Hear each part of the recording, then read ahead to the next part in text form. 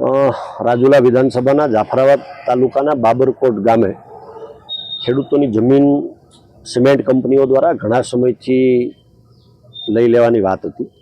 એ સંદર્ભે ગઈકાલે બાબરકોટના સરપંચશ્રી સહિત ઘણા બધા ખેડૂતોના આગેવાનો મારા કાર્યાલય પધાર્યા હતા।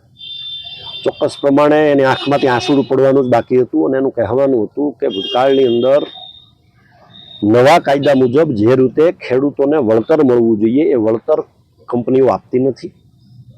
રજૂઆત અસંખ્ય વાર કરી છે ભૂતકાળમાં પણ, છતાં પણ આપતી નથી અને ખેડૂતો પાસેથી જમીન ખાલી કરાવવા માટે સતત કંપનીઓ દ્વારા પ્રશાસનને હાથો બનાવી ખોટા કેસો કરી અને હેરાન કરી રહી છે। ત્યારે મેં પણ થોડું જાણ્યું તો ભૂતકાળમાં પણ આ બાબતે માનનીય મુખ્યમંત્રીશ્રી પાસે પણ એક બે વખત મારે જવાનું થયું હતું અને માનનીય મુખ્યમંત્રીશ્રીએ રજૂઆત કર્યા પછી થોડી શાંતિ રહી હતી। પણ ફરી વખત કંપનીઓએ આ મુદ્દો શરૂ કર્યો ત્યારે માનનીય જિલ્લા કલેક્ટર શ્રી સાહેબનો સમય લીધો હતો અને વિનંતી કરી હતી કે ખેડૂતોને સાંભળો, અમને સાંભળો એમ નહીં પણ ખેડૂતોને સાંભળો। એ સંદર્ભે આજે જિલ્લા કલેક્ટરશ્રીને રજૂઆત કરવા માટે અહીંયા આવ્યા।